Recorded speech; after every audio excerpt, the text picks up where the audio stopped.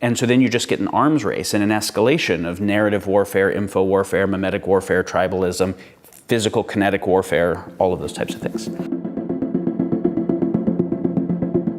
You know, when we say that most people throughout the history of civilization haven't lived in democracies or republics, and that when those have occurred, they've occurred following periods of cultural enlightenment, they also then haven't lasted very long, right? Historically, they've lasted 300 years at most of the time. And of course, every empire breaks down. No empire lasts forever, which is one of the kind of key insights, is that right now we have a fully globalized system, and it's in the process of breakdown, where all of the previous systems did break down, but they were localized. And so the consequence of this is different in kind.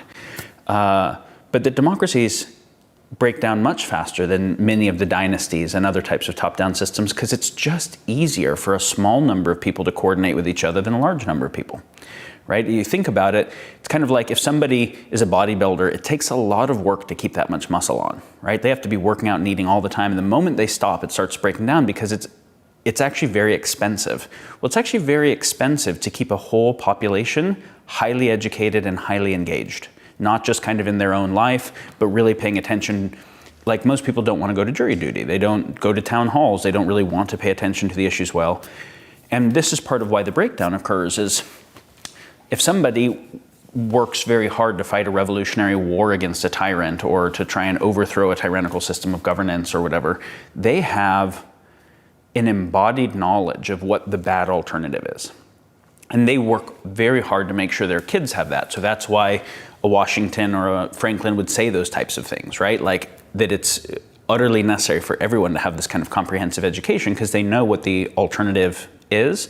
But as time goes on and 3 generations pass and 4 do, the idea of a monarchy or of a totalitarian system or whatever, it's just not even a thing. We don't have any embodied relationship to it. We aren't scared of it. It doesn't motivate us to do the very hard work to understand how to be actively engaged citizens.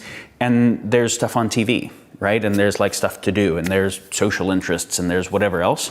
And so there is a lack of generational knowledge transfer of the real critical issue that someone fought hard to form a new system. So the basis of what it takes to make that system ends up breaking down.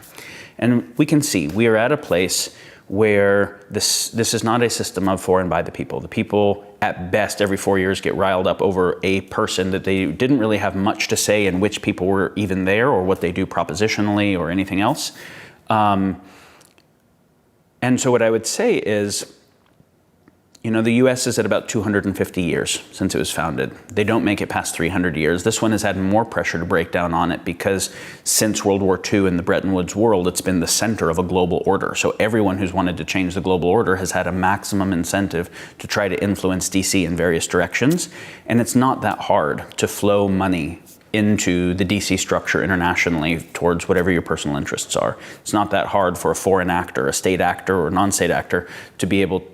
So it's not just economic capture within the country, it's also international. And this is not just for the US, this is everywhere. The US just happens to be a kind of central example right now.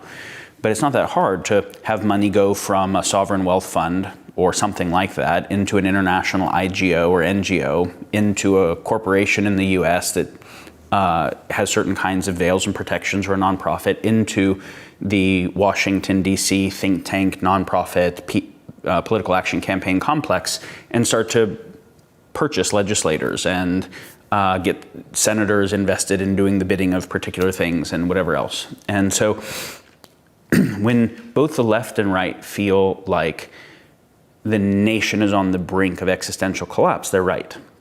The integrity of the thing actually is. Their answer as to what the solution is isn't right. So this one will not continue to actually be a republic and be able to help influence the rest of the world in a positive direction. It just won't. It is in kind of a decay process.